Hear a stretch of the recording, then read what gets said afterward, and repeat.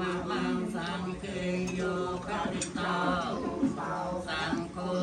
ธรรมะตังมะมัง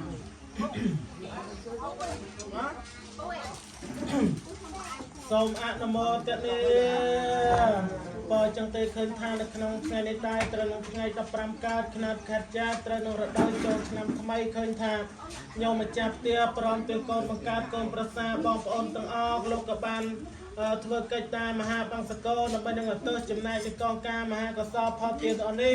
ជូនចំពោះស្ដាប់បបការីជនរបស់ញាតិញោមទាំង7សណ្ដានសូមគោរពអញ្ជើញទូវិញ្ញាណក្ខន្ធរបស់អស់លោកអ្នកអស់នោះមកទទួលអនុមោទនានៃបុណ្យកុសលបានទទួលហើយ